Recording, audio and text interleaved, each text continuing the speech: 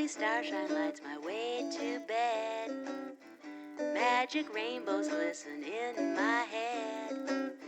Just like a child I live in Wonderland. All my dreams are coming true. Heavy shackles used to hold me. And welcome to Handmade by Ditsy Tulip. I'm Mel, and in today's video I'm just going to give you a very quick look around my sewing space. So I decided last minute on Saturday night that I wanted to freshen up the sewing space a little bit and got out a tin of paint. So I thought now was perhaps the best time to share my little space with you for anybody that hasn't seen it before. I have shared my sewing room previously, but I may have had a bit of a change around since then. I can't quite remember when I last shared it. So I will give you a little look around. Okay, so it's quite a good sized room, but I have got a lot of stuff in here.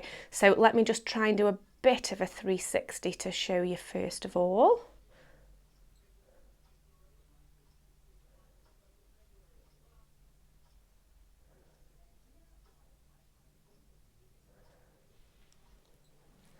And then it does come round this way with the cutting table. So I'll show you the different areas in a little bit more detail. So over at the back here is my sewing table. So this was my old dining room table that I just painted the top on and then added a bit of bunting just to make it look a little bit more like a sewing table. I've then got my three main machines that I use. So I've got the vintage Bernina, the Record 830. I think I'm going to do another video to tell you a bit more about this machine because it's such an amazing sew. I haven't had this for very long. I dropped on it on eBay and it sews absolutely beautifully. The other main machine that I use is the Genome Memorycraft 9000, which again is an old machine, but not quite as old as the Bernina. And then the overlocker, it's just got its cover on, but that's the baby lock overlocker, which I have shared with you before. I've shared a detailed video on that. Then over on the back wall, I've kind of got some hanging storage, so just simple hanging hooks that have been screwed onto the wall, and then I can kind of hang my notepads, and then these are the storage bags that I've made. Again, I have shared a video showing you those in a bit more detail. This little storage system, it's actually called, I can't quite remember,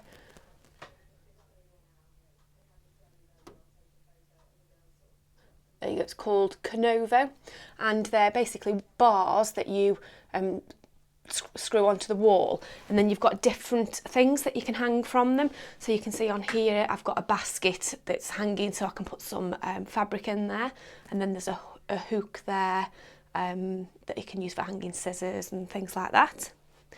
And then on that point of scissors I've just added some hooks hanging from the basket, and then I can use that to hang my scissors because they're the things I can never find. I've got a day lamp, so it just helps. This room is quite dull. There's only really one small window there, but you can see it's kind of blocked. The light is blocked by a fence, so I don't get much good light in here. So this day lamp does help with your eyes and things like that, and it does have a magnifying glass on it as well. Over here, I'm not sure if you can see, there's like some big large metal industrial drawers, which I've got, not sure how much of a mess this will be. So I have got fabrics and things stored in there. And they were an absolute bargain. They were, I can't remember exactly, I think they were £10 for the set, and I got two of them, so there's one I keep in the conservatory as well for extra storage. Here is a vintage set of coats thread drawers, which a lovely lady named Fiona very kindly sent to me because she found them in her dad's loft. So just useful for storing bits and bobs. At the back here there is a built-in bookcase. That's a bigger project for another day because I really don't like the colouring of it. But yeah, like I say, that's a bigger project that I will work on another day, but do store my sewing books and things in there. This lovely lady is my vintage Stockman mannequin. I did get her from a local antique shop and she's absolutely beautiful, and she did come with a bit of a story as well. So her name is Rose. She was jointly owned by two ladies in the Stoke-on-Trent area back in the 1940s who shared her. They bought her together, and it's then got passed down the families. One of the ladies did go on to be a costume maker in the theatre industry, and one of the other ladies did change career path and she ended up being a master potter. But she is, it's not my size, so I don't really get to use her as a working mannequin, but she looks absolutely beautiful. Over here is just the fireplace, which I've just kind of decorated a little bit to look more sewing related. So I've got some bunting, I've got the Tilda dolls that I've made. Here is a vintage, what do you call them? I keep wanting to say bodkin, isn't it? I think it's a bobbin, isn't it? So a vintage industrial bobbin. And then I've got the really pretty pattern weights sitting on top from Foxglove and Field, what are they called? Absolutely beautiful. Bit of plantage, and then just to kind of fit in with the theme of fashion, I've got some Vogue postcards displayed on the back wall. Then over here is the storage area. So these again are some old storage unit that I got from a local junk shop. It wasn't very much, £5 to £10 or something like that. And then I've just got some nice pretty storage boxes to keep bits and bobs in. So here is all the threads and bobbins, so I know where they are. Some bits of fabric. But then I've got storage boxes which have got different bits and bobs in, so like elastics and things in there. What have I got in here? Some lace collars, lace bits and bobs. And then here is some storage baskets. So in this one I keep my paper sewing patterns, and here is sewing magazines.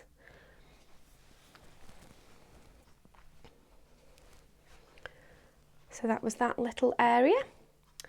And then over on the back here, so this is a actual cutting table that I got from eBay for £25.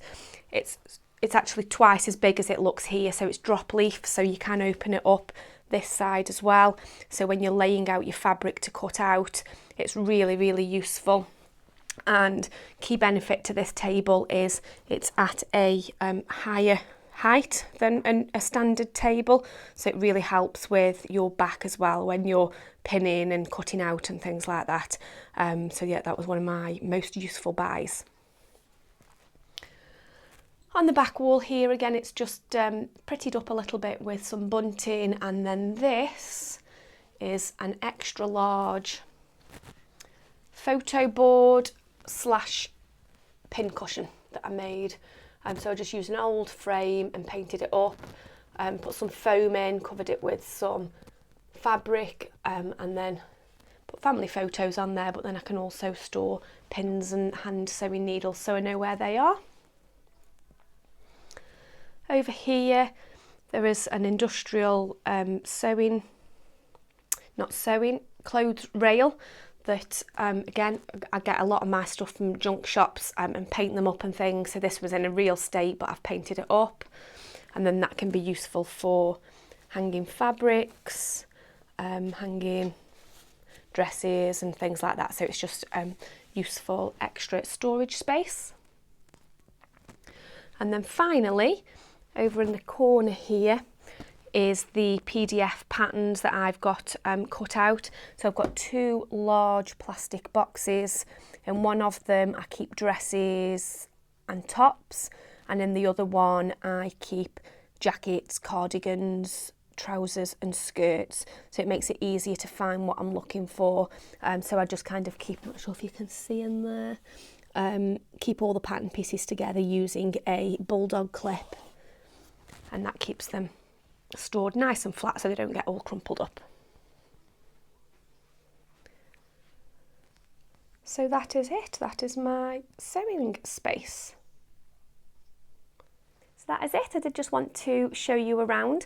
This room used to be the family dining room, and I used to kind of sew in here and then pack everything away and get it back out again, like I know so many other people do. But we found as time went by and you've got kind of kids at university and out on sports clubs, and me and my husband will work different shifts. We weren't actually getting to use it as a family dining room all that often, so slowly but surely I've taken over it as a sewing room, but we do clear things away once in a while when we do have a meal together, especially like at Christmas and birthdays and things like that. We'll get everything cleared away so we can use it as a dining room. So do let me know in the comments where you sew. If you've got any links to any videos or blog posts or anything else like that to share your sewing space, then do leave it in the comments so we can all take a peek and have a look at everybody's different sewing spaces. So that's it, that's all I wanted to share today. Have a wonderful week whatever you're up to, and I will see you very soon. Bye! My way to bed. Magic rainbows glisten in my head. Just like a child, I live in wonderland. All my dreams are coming true. Heavy shackles used to hold me down.